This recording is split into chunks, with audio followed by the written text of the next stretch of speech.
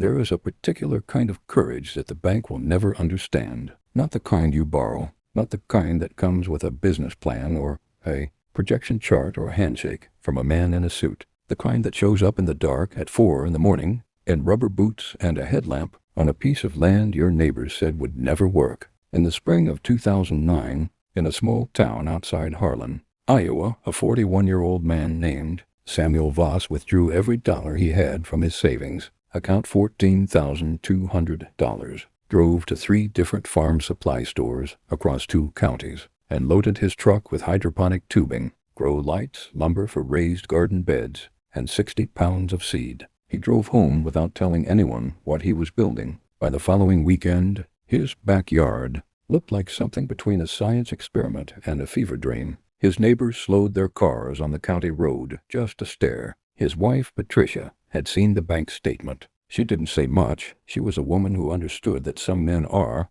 born with the farming instinct, the way others are born knowing how to swim. It either saves them or it doesn't. Their neighbor, Harold Greer, a third-generation grain farmer whose family had worked the same 400 acres since 1941, leaned against his fence post one afternoon and said, "Son, you broke the bank for a backyard garden?" Samuel looked at his hydroponic rows to 18 feet of lettuce, 12 feet of tomatoes, basil, kale, herbs he couldn't even pronounce yet, and said, "It's not a garden, Harold." Harold drove away shaking his head. The story was at the diner by supper. The town of Harlan had seen plenty of weekend dreamers before. They grew things for a season and then listed the equipment on Craigslist by October. Most people gave Samuel until the first frost to prove them right. What nobody understood was that Samuel Voss had spent 3 years quietly studying something that most people had never heard of: how agriculture changed when small growers stopped competing on acreage and started competing on knowledge. He had first heard the idea on a podcast that backyard property, managed correctly, could outperform traditional farmland per square foot by a factor of 12 to 1.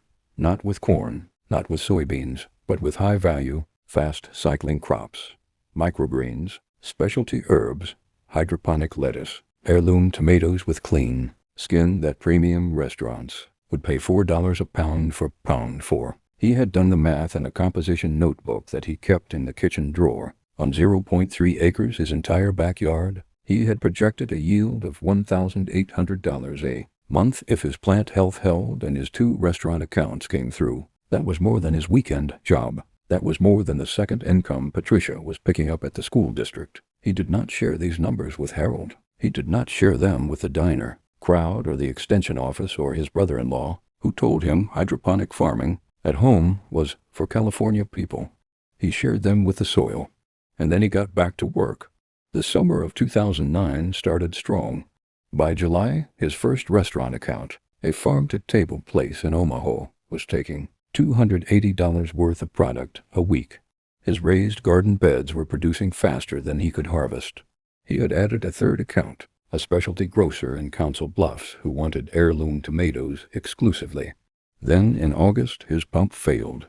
Not a small failure, a catastrophic one, the kind that happens at 11 p.m. on a Friday when no supplier is open and 60% of your hydroponic root systems have 18 hours before they begin to die.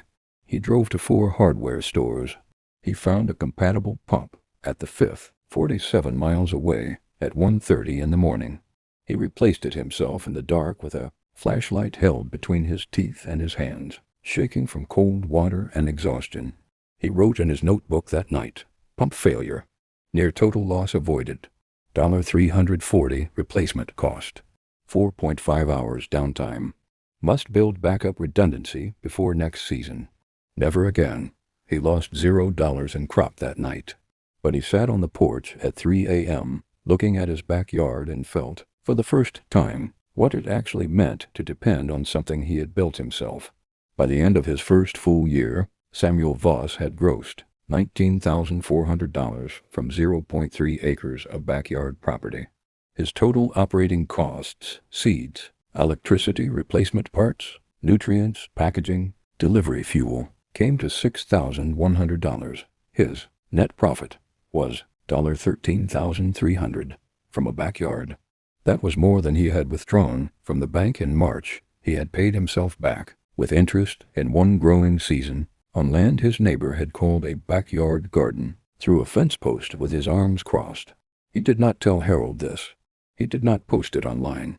He did not bring it to the diner. He just planted the next season. By 2014, Samuel Voss had expanded to 1.2 acres, added a small cold storage unit, and was supplying 7 accounts across 3 counties. His gross annual revenue had reached $74,000. Harold Greer came by the property that October, the first time he ever had. He stood at the edge of the raised beds for a long time. Then he said, "I've been meaning to ask you something for about 5 years." Samuel waited. "The hydroponic setup," Harold said. "Is it the brand, or does it not matter?" Samuel looked at him for a moment. "Any good nutrient solution," he said. "Start with lettuce. It tells you everything." Harold wrote something down. He said, "Thank you," and drove away. Samuel watched the truck until it turned onto the county road. Then he went back to work. He wasn't a man who needed an apology. He needed the roots to hold, which they did, row by row, all the way to the end. The bank had given him $14,200 and expected nothing back but payments. What it got instead was proof that how agriculture changed the world was never about the size of the land.